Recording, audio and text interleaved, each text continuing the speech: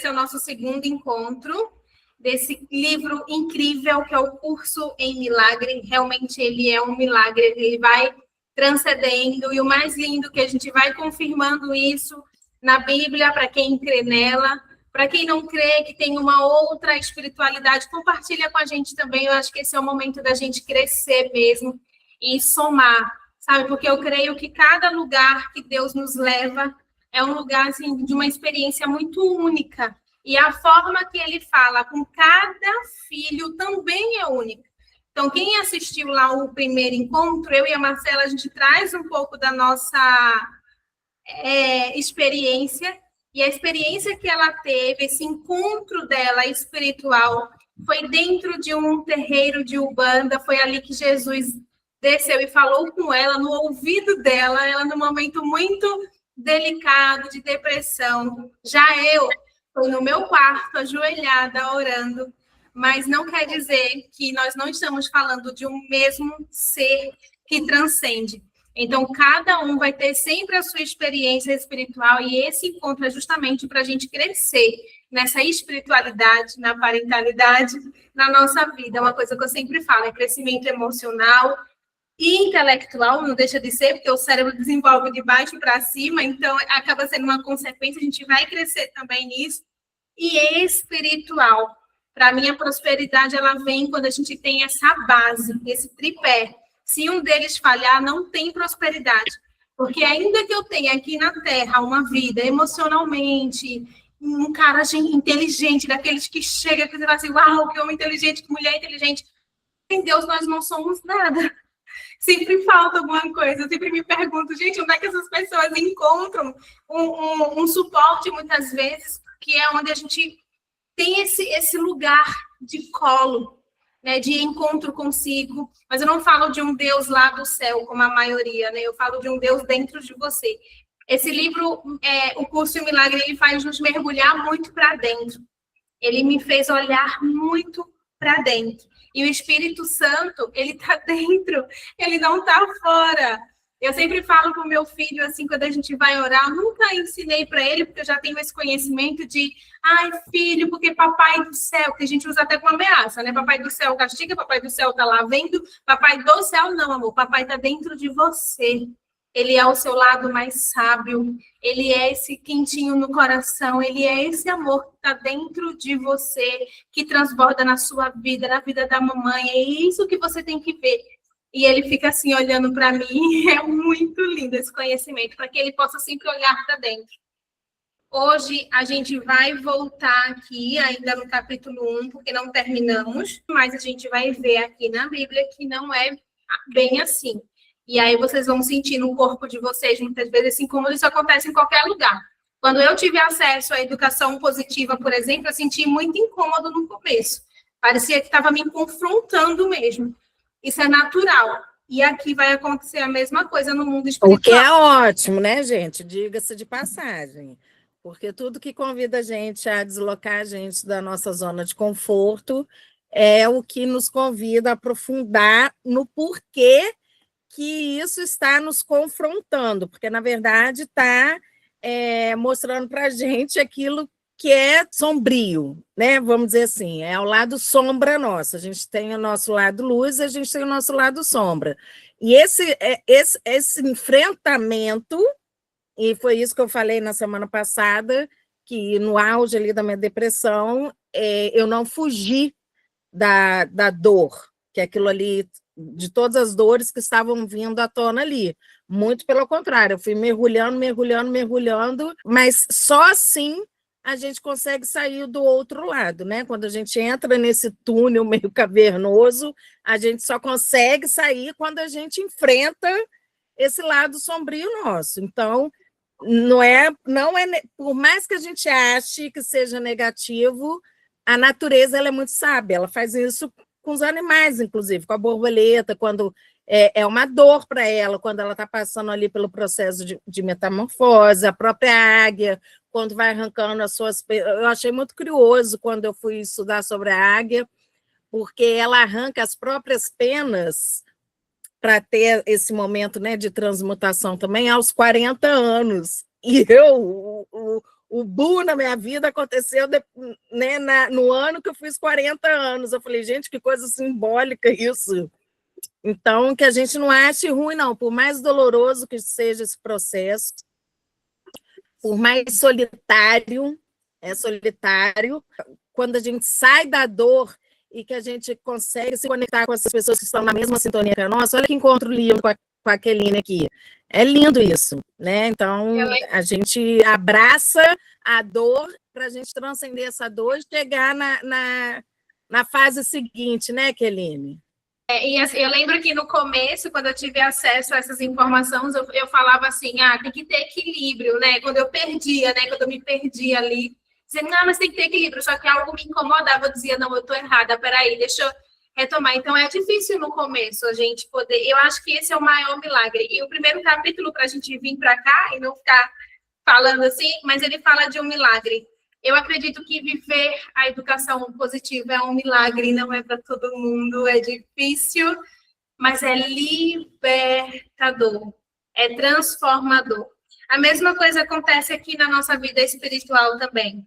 No começo, talvez as trocas que a gente vai tendo aqui vai ser difícil, porque vai quebrar com tudo que a gente ouviu a vida toda, mas é libertador. Então, esse é o primeiro capítulo, ele fala de milagres, inclusive eu consegui ler ainda no primeiro encontro, que ele vai trazendo vários milagres e coisas pequenas, não eram coisas grandes. A gente acha que o milagre às vezes é algo muito gigante, não é. Então, ele fala que não há ordem de dificuldade em milagres. Um não é mais difícil nem maior do que o outro. Todos são o mesmo, todas as expressões de amor são máximas. Então, a gente leu aqui essa primeira parte, milagres fazem com que sejas capazes de curar doente, ressuscitar os mortos, porque tu mesmo fizeste a doença e a morte, e podes, portanto, abolir ambos. Tu és o milagre capaz de criar como teu criador. Tudo que é mais é o teu próprio pesadelo, e não existe, somente as criações da luz são reais. Isso, para mim, faz muito sentido, porque quando a gente estuda, né, Marcela, sobre a ciência do trauma, a gente sabe que muitas doenças, sim, foram nós, como sociedade, que criamos, que não olhamos, que deixamos ela manifestar em nosso corpo. E hoje, com a ciência trazendo tantos estudos, a gente sabe do quanto a diversidade vivida numa infância impacta a saúde desse adulto, e o tanto que a gente também pode reverter isso. Então, quando ele traz aqui, tu mesmo fizeste a doença e a morte, e podes, portanto, abolir a ambos. Tu és o milagre. Peraí, Aline, deixa eu só fazer o que a Keline está falando e o que a autora aqui fala. Olha como é que a espiritualidade e parentalidade ela está o tempo todo conversando entre elas. O que acontece com esse livro aqui? Ela quer provocar na gente a substituição do medo pelo amor. Olha a confusão que acontece na parentalidade. A gente educa de forma muito autoritária, que gera medo, liberando ali noradrenalina e cortisol naquele organismo, que ali, naqueles 7 primeiros anos de vida, vai acarretando um organismo estressante, né? É um organismo que fica estressado, e isso impacta na vida futura, tanto de forma emocional quanto de forma física. Por isso que eu estou falando que aqui no livro, né? Nesse livro, a Kelina acabou de falar, das doenças que são criadas, mas aí eu estou complementando aqui pelo medo. Então, olha como é que uma coisa está ligada na outra. E aí, esse livro aqui fala que nós podemos nos curar pelo amor, né? Vai, Keline, continua. Era só para acrescentar o que você estava falando. Eu estou trazendo só alguns pontos importantes, tá? Que eu grifei. Milagres devem inspirar gratidão, não reverência. Deves agradecer a Deus pelo que realmente és. As crianças de Deus são santas e os milagres honram a sua santidade, que pode estar oculta, mas nunca perdida. Então, aqui ele traz: milagres te honram porque és amável. O Espírito Santo é o mecanismo dos milagres. Ele reconhece também as criações de Deus, quanto às tuas ilusões. Ele repara o verdadeiro do falso através da sua capacidade de perceber de forma total e não seletiva. Esse momento também da leitura mexeu muito comigo, porque eu acredito, eu sempre falo, Deus ele conhece a nossa história mais do que a gente mesma. Então a gente cresce muito com o discurso enganado: eu sou assim mesmo, porque eu sou isso aqui, porque muitas vezes a gente se achando, esse medo que a Marcela traz, achando com medo de tomar atitudes, decisões, escolhas na vida por achar que não são capazes, que não é para você, né? Sempre o medo atrapalhando. E aqui, para mim, mexeu muito, porque o Espírito Santo, ele reconhece e ele sabe que é uma criação de Deus. Então, eu sempre falo, aquilo que nós nascemos para ser, mas as nossas ilusões, aquilo que foi colocado na nossa mente, muitas vezes é o que nos atrapalha, mas ele consegue separar o que é nosso e o que não é nosso. E quando a gente mergulha nesse conhecimento, a gente começa a ver que não, nós não somos esse medo, nós somos o amor, nós somos capazes, nós somos, e a gente vai falar mais sobre isso, né? Nós somos santos, nós somos sem pecado, nós somos aquilo que Deus nos criou para ser. Então, o milagre é uma expressão da consciência interior de Cristo e da aceitação da sua expiação.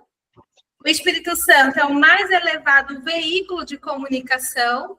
O milagre compara o que tu tens feito com a criação, aceitando como verdadeiro o que está de acordo com ela e rejeitando como falso o que está em desacordo. Então, foi isso que a gente viu, só resumindo para vocês, do primeiro capítulo.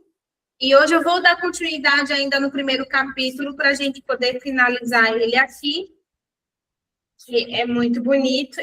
Só para falar, o livro ele é um fio condutor para a gente ir exercitando esse alto amor e esse acesso ao amor genuíno que ele vai nos mostrando que é tão importante a gente pegar esse sentimento genuíno, né? Não esse amor que ensinaram para a gente, não. Amor de posse, não é esse amor que ele mostra aqui, não.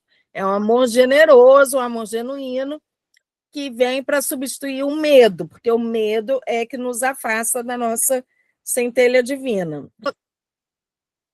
Eu vou colocar lá no grupo uma explicação do Hélio Couto sobre o colapso de onda, mas de forma simplista. Eu estou explicando para vocês que quando a autora fala do milagre, encurta o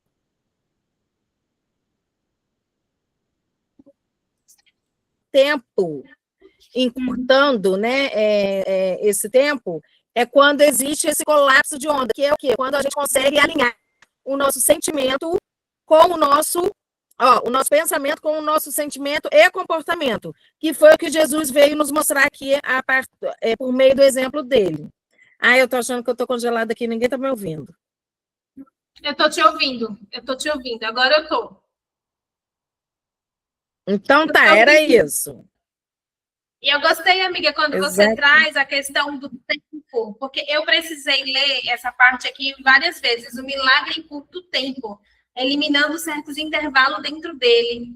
E eu me lembrei que a minha mãe, ela gosta muito também de estudar física quântica, né? E existe um estudo que fala de o espaço e o tempo, que se conseguirem, porque a nossa vida ela é isso, né? Espaço e tempo, assim, a luz do sol e tudo. E a gente estava fazendo um estudo muito profundo até sobre teletransportar, e que isso no futuro seria possível por conta dos estudos exatamente sobre o espaço e o tempo. Então, eu entendi depois quando ele traz muito nesse lugar aqui, nesse milagre, o tempo cobre, o que substitui, milhares de anos, e então é algo que poderia demorar, mas não.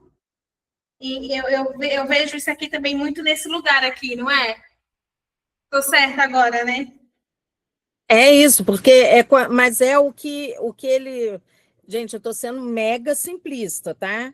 Mas é exatamente quando aquilo está na sua mente, só que aquilo está na sua mente, tá? Você está pensando de uma forma, só que você está sentindo de outra. Então, na sua cabeça, você tem amor, mas no seu sentimento você tem medo, você não vai fazer colapso de onda nenhuma. Então, você está prolongando o tempo. Agora, se tem amor na sua cabeça, né, no seu pensamento, amor no seu sentimento e amor no seu comportamento, você conseguiu alinhar a tríade aí, que é o milagre. Jesus fez isso por meio do exemplo dele.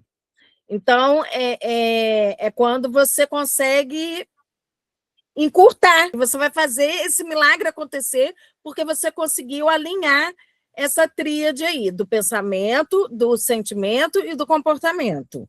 Eu vou botar, eu estou sendo mega simplista, mas eu vou botar isso lá no grupo com o Hélio Couto, ele falando lá com as palavras dele, porque eu tenho mania de entender das minhas palavras e estou passando aqui do jeito que eu entendi. Perfeito, amiga. Eu vou ler agora a parte 3, expiação e milagre. E começa assim. Eu estou a cargo do processo da expiação que empreendi começar. Quando ofereces um milagre, quando ofereces um milagre a qualquer um dos seus irmãos, tu o fazes para ti mesmo e para mim. A razão pela qual tu vens antes de mim é que eu não necessito de milagres para a própria expiação, mas eu estou no final no caso de falhares temporariamente. A minha parte na expiação é cancelar todos os erros que, de outra forma, não poderias corrigir. Quando tiveres sido restaurado ao reconhecimento do teu estado original, tu mesmo naturalmente passas a ser parte da expiação. Na medida em que compartilhas da minha recusa em aceitar o erro em ti e nos outros, não podes deixar de unir-te à grande cruzada para corrigi-lo. Escuta a minha voz, aprende a desfazer o erro e age para corrigir. O poder de trabalhar em milagres te pertence. Eu proverei as oportunidades de fazê-los, mas tem que estar pronto e disposto. Fazê-los vai trazer a convicção dessa capacidade, pois a convicção vem através da realização. A capacidade é o potencial, a realização é sua expressão, e a expiação, que é a profissão natural das crianças de Deus, é o propósito. Passará o céu e a terra. Significa que não continuarão a existir como estados separados. Minha palavra, que é a ressurreição e a vida, não passará porque a vida é eterna. Tu és o trabalho de Deus e o seu trabalho é totalmente amável e totalmente amoroso. É assim que um homem tem que pensar a respeito de si mesmo no seu coração, pois é isso que ele é. Os perdoados são o meio da expiação, sendo pleno de espírito. Eles perdoam em retribuição. Aqueles que são liberados têm que se unir à liberação dos seus irmãos, pois esse é o plano da expiação. Milagres são o caminho através do qual as mentes que servem ao Espírito Santo se unem a mim para a salvação ou liberação de todas as criações de Deus. Eu sou o único que pode apresentar milagres de modo indiscriminado, pois sou a expiação. Tu tens um papel na expiação que eu ditar-te-ei. Pergunta a mim quais os milagres que deves apresentar. Isso te poupa o esforço desnecessário, porque estarás agindo sobre comunicação direta. A natureza impessoal do milagre é um ingrediente essencial, porque me capacita a dirigir a sua aplicação. E sobre a minha orientação, os milagres conduzem à experiência altamente pessoal da revelação. Um guia, esse aqui eu até grifei, gente, que eu achei essa parte linda. Um guia não controla, mas, de fato, dirige, deixando a ti a decisão de segui-lo. Não nos deixeis cair em tentação. Significa, reconhece os teus erros e escolhe abandoná-los, seguindo a minha orientação. O erro não pode ameaçar realmente a verdade, que sempre pôde resistir a ele. De fato, só o erro é vulnerável. És livre para estabelecer o teu reino onde achares adequado, mas a escolha certa é inevitável, se tu lembrares disto. O Espírito está em estado de graça para sempre. A tua realidade é só o Espírito. Portanto, tu estás em estado de graça para sempre. E aqui eu queria dar uma pausa, porque foi justamente essa parte que Marcela me fez se apaixonar por esse livro. Foi mesmo. Deixa eu dividir aqui com vocês rapidinho, peraí.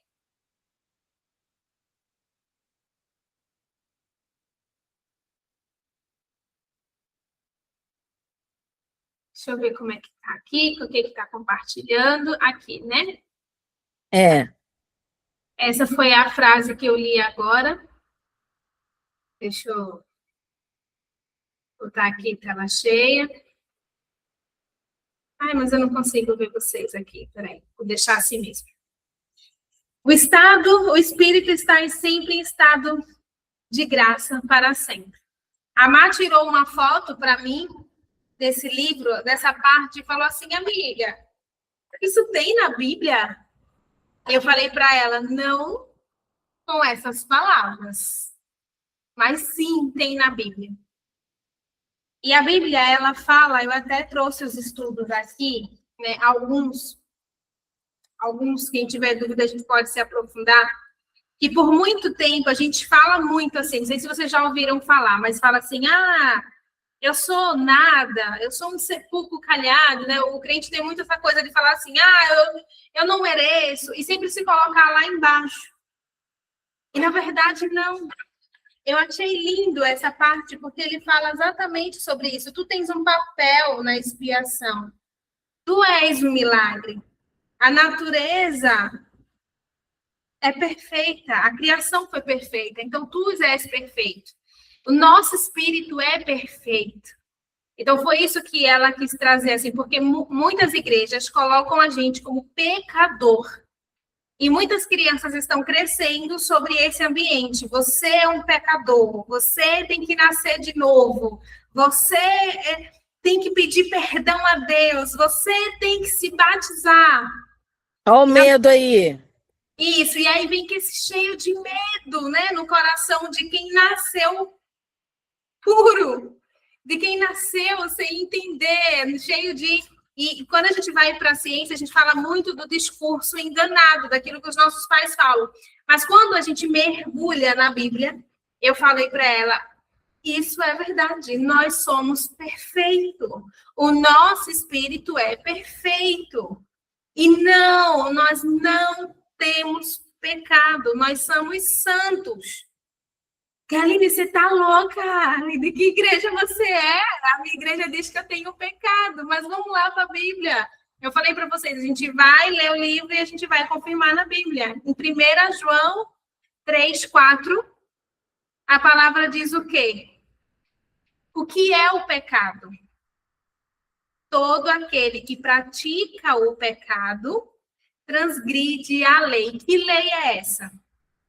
Ele está falando da lei de Moisés, os 613 itens. Ou seja, eram os 10 mandamentos que muitos conhecem, mais 613 itens. E a lei dizia o quê? Que se você cumprisse todas, menos uma, você se fazia maldito. Então, muitos naquela época foram mortos, porque eles olhavam para o homem no comportamento, no real. Se você não faz, se você não segue a lei, você é maldito de todas elas. E aí você era simplesmente morto. Então, era aquilo, eu faço 99, não faço 100, não presto. É, exatamente, você não presta. Então, as pessoas estavam tentando serem perfeitas. Então, todo aquele que pratica... E essa lei veio para quem? Essa lei, na Bíblia, ela veio para os judeus. Então, diz assim, que se o israelita, que não tinha nada a ver com isso, vivesse sobre essa lei de Moisés, sobre o povo judeu, ele se fazia um pecador. Ou seja, a lei não veio para a gente, a lei veio para eles. E Cristo veio para quem? Para eles. Não foi para a gente, inicialmente. Então, todo aquele que pratica o pecado transgride a lei. De fato, o pecado é a transgressão da lei.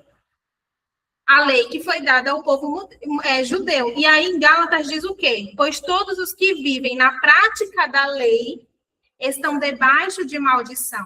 Pois está escrito, maldito seja aquele que não persiste no livro da lei.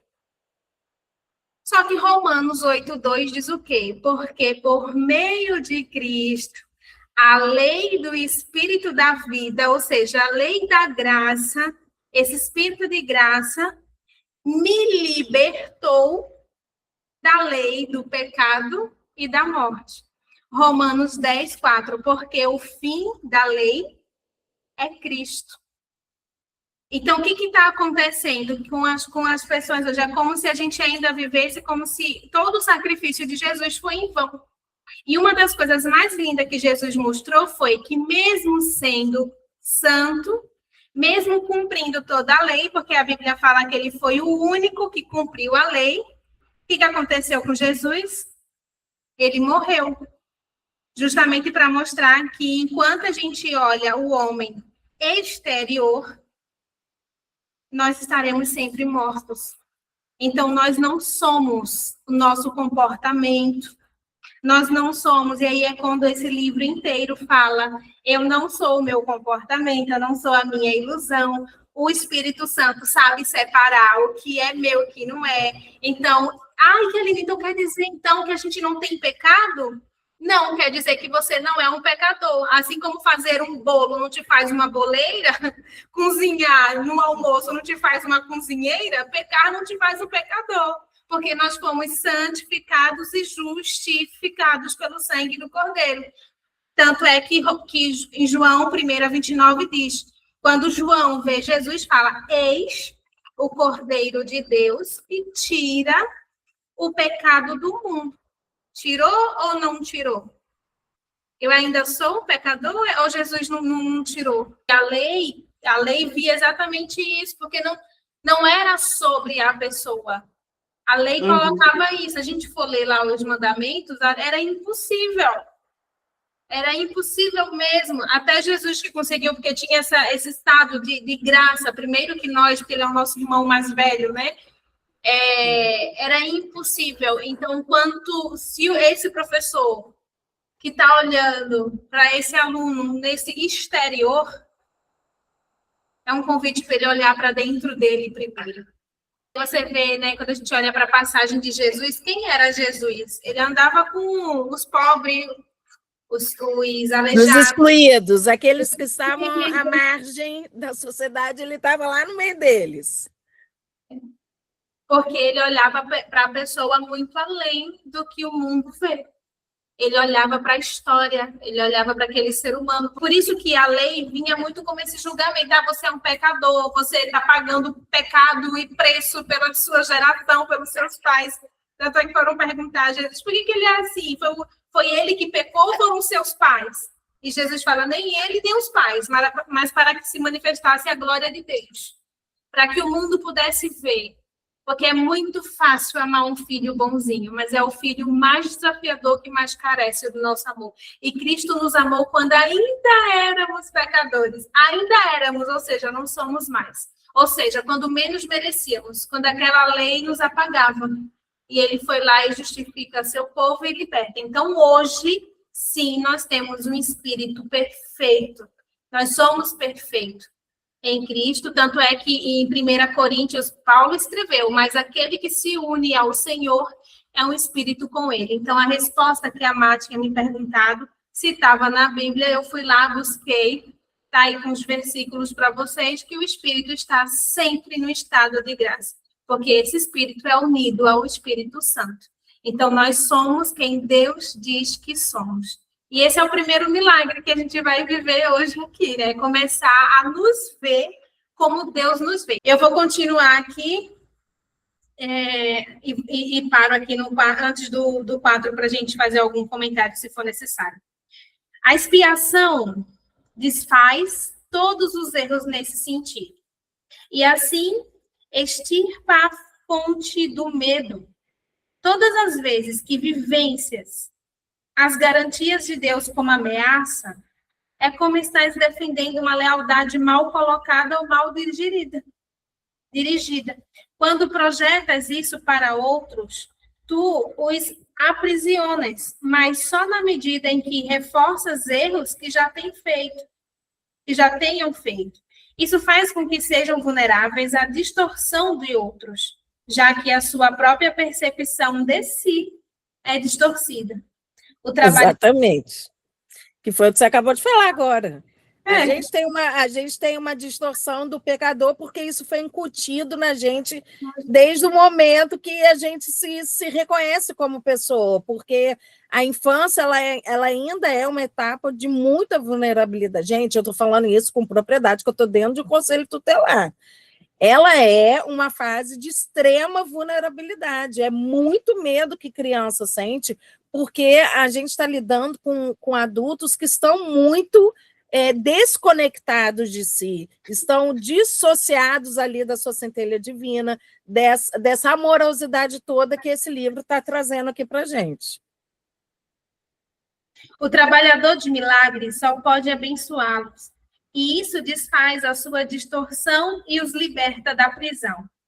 Tu responde ao que percebes, e como percebes, assim te comportarás. A regra de ouro te pede que faças aos outros o que querem que façam a ti.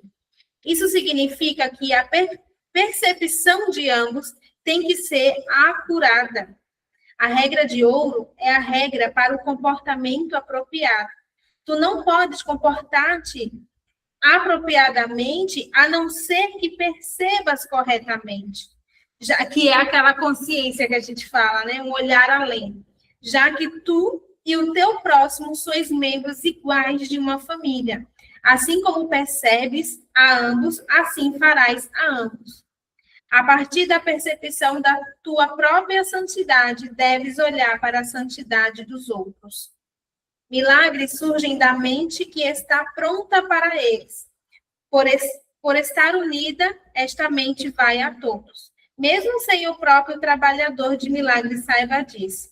A natureza impessoal dos milagres deve-se ao fato da expiação em si mesmo ser uma só, unindo todas as criações com o seu Criador. Como a expressão do que és na verdade, o milagre coloca a mente em um estado de graça.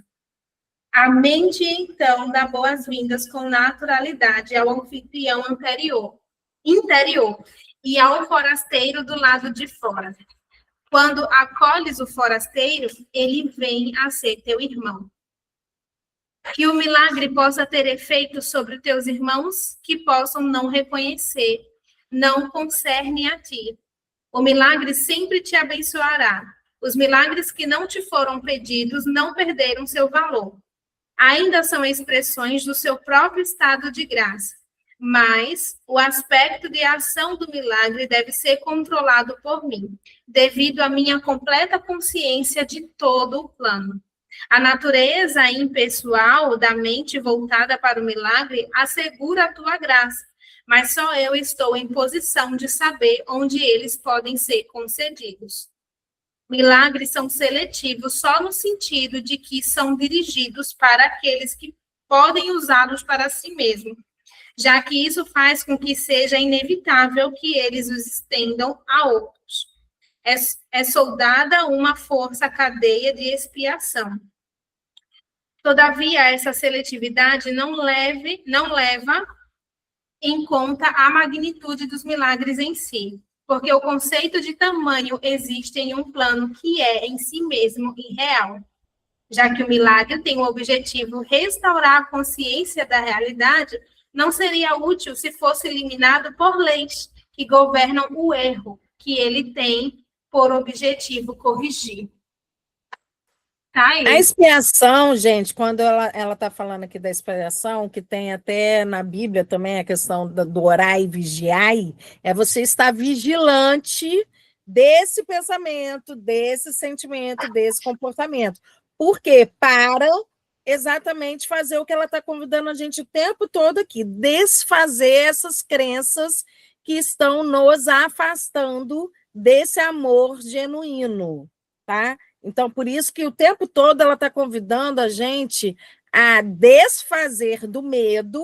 Ela colocou vários sentimentos aí de baixa vibração no medo, tá? Mas pode ser baixa autoestima, pode ser insegurança, pode ser ciúme, pode ser o sentimento que for. Até porque o que te gera o ciúme? O medo de perder aquela pessoa. O que te gera insegurança? O medo de não ser aprovada ali naquela entrevista. O que te gera isso? O medo. Então, por isso que eu acho que ela resumiu na palavra, no sentimento medo. E ela está querendo o quê? Que a gente faça esse exercício o tempo todo. Você vê, o tempo todo. A gente já dividiu 10 lições ali. O tempo todo ela está convidando a gente a observar para perceber se a gente está no medo ou se a gente está no amor. Beijo, amiga. Pronto, a gente continua então, né? Então, tchau, beijo.